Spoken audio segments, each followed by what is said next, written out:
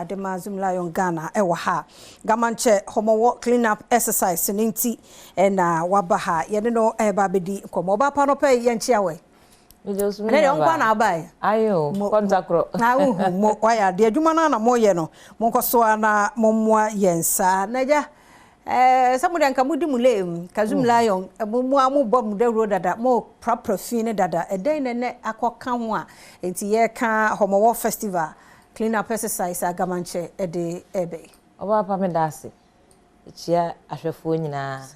na enkranfo afi asunsu de ne ma obi afinhia pa ne sa afi na ne wo mu ne se wonim se ye de ne boy atenase ne se e behwe se e betu fiase sa enti obi a obeka se opese otu fiase na obeboy amane di amerika ne di nachi sa enti nananom a e won kran popuni mantem ayo andwen say afia na so no won say ye chef a ya na ye dwura ye ho na che say prapra na ya to ye ho gidi say nananom beba besra ye o so mbeba na o masefu o muja ho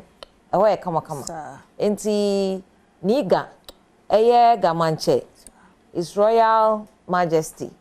o de beto animu regional minister any ministries akese to say ministry for sanitation ministry for environment science and technology and innovation local government decentralization and rural development any ministry of interior just aswe ya horo a ahunidie no efa omajosuo no omu nyina omu ya adwen krose se nanase one na pamfo na hemfu nkuma ka bom adwura won ho na omo namsa kwan so prapra krom bia yeso so aban adwuma ode ahyensa na fa ho nidie hu bi fa se ye hwe se ye atena ye ne ye mbobia no ebekoyi enti yenso ye de ntoma bebo mo dia no na ne na hwan na bebo aye ene na ye bepie mu ibio ni se Zoom Lion infidi akese a nyame adom ye wo a ye de ye adwuma no enti wombe so ye bebusa yen se mo ye yenden yes yenso ye beboam ye de ye nkuku nkaka ebeba asopra ye sofi ene edom a ye no won ye adwuma no ebeba abeka ho enti ubusa ya nti na mo waboni nyina tofa na we no ede na ye shonko pa nti ga community ni nyina ene akra nyina e wo se eda no ye de ho ehyemu medase se akoye afahye a ye dwura ye ho ne adi awura mu no se wo ofie na me besrawo na no pa me sori na wo prapra na ma mpra bia wo frem kwadefo ta enu nti se niga ene ne hemfo ene nananom wa asasi so se wo mo dwura ye ho ye prapra na wo se me ne wo nso ye ka ya ahohwa ya behwe ha no se da be na wutu akokrom yaka nisa enti adan kramfo enti ukọ ba bi ne edi asra so no ani bia eso bo werewu enti e wo se wo mo pra na wo se yenso ye pra enu nti na wo se ubetu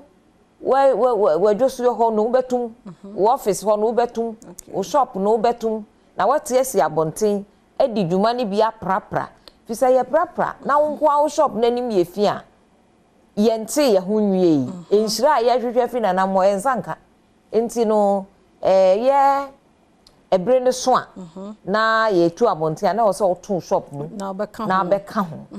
wo ka we ndie na ne no amma ye eda no ene se de ho hwehwe ne te yo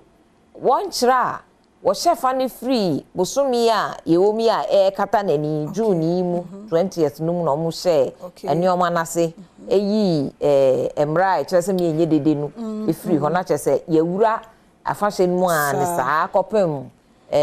August enti fi sabri ko nyina afahye no free busuaku enti ansa na busuaku bia behye ne de ase na kire se won yidwura won ho ansa na won akodi won ani enu nti nyoendi bia no July de tosumienu 2nd July any 3rd July ye hyase wo gamashi enkran krom honomo ankasa na ye didwa nti wo epom honomu nyina ye behwe se wo begya de wo ye no atesi abonte ahwama ye dwura kro no aprapra ho kama na se wo nkran mantem hanom na wo so wo pese wo siesie wo mpɔtam a bibia nsi kwan fi se nam dodo we ense kwan eduru wo so a no asan ye bi ebedu na nwura na wo mpɔtam na so ate nti no second any third ne de enkramantam ha nyina ye siesie enhemfo ni nyina age atom a ye kɔ na ne di kan ye ni ga mpɛswa so na ye no titru na brefufuro mu a ye be hyebre ama wo nso mpɔtam no ye be ba ho na ne America ntitru ni se second ni third no se ye hyase a wo de ba bia hye bia nso prapra mpɔtam fato ho enti we no den ye kan ye beka say o Homowa festival nti se me de mfa me ho me de me nyankran ni den ye ka kire wona etesa se owo so bia de ne ho hyem ma me on ne e fe ne se ye seti ema emra ebo yatena ye ho ban fi se twere no kra kire a mondi asase no so na kire se e wo se wo hwe se emra e wo asase no so ho no ubedi so na ya mamre no enti ahunidi o epe enu nti ne ye be hyefa ye dwura ye ho ansa na ye wuram kanye san ka se ne etie daa no ye di be wuram san so nananom eye amamre bi di kyese ya to ye ho enti se ya mamre no e kire se ye pa ahunidi di a na wo a wuti kronum so na wo so du huni na emom ne enko ye ma esese ni se mi firi mi kro mu firi wu kro ye bedru ha ne ye wura fi amamre na ye de a ye pe bia keke ne nananom keka to ho yenye we nyina ya to agu yesi bibi di modernity eno susu no eku yen kakra enti e wo se wo firi hio wanya be hye ni ga ne de o wo se wo tu nanamo a wo ye bie wo se to shop mu a mesra tum se wo ba bia ne mpeswa no wo no nko ade ampacho tum anya sa e bia na ankotwa yi amaw kosi se ministries ahuru a ede won to ma abo na nanto ma anu ene Greater Accra Coordinating Council akabom pese wo boa enu nti sanitation health officers ni nyina nso so etu abonten wo ma ho odin nyina mu na nanso se na se mo de mo dom ba me so me dom wo ho me wa asafofo na asafofo no omni asrafo a omtai ni gachi enti asafo acheme ni asafo anyeme no etu abonten abehwe se yahunidie na ye di hu dwuma no ebetena hoda sustainability enti no omom dwumadie ni se ye prapra mbebo ani apra ni ye wi a wo mbehwe se free third nanwumre ekwa kopem de ebekwa kopem no enkran asesa free se da ni gapa dwumadie ho ntoma no ka se enkran te se ne a wo mo beto eni wi no na pensu yi opese won som na wo hwe se ahonidie no begina soro enu nti ene yenso ye de ho agim se yenso ye behwe ne ye de ye nioma ye de ye adwuma no aboa ye de adwuma enti ye wi nkomo no de na ebedu se na me sure se companies no ne ade bi o ha na ye nya available e de ne ye ka kire enwuma tete sa wo areas yo me da se ena me ka se ya behwe niga enti wo ye adwuma o wo ye kontakro wa behwe no enti yes corporate Ghana say yemfa yemmoa embeboa niga na ye prapra on the second and third no yenye na nyefe enu achi no ni enwie enti wonfa emmoa bia wowo sika femo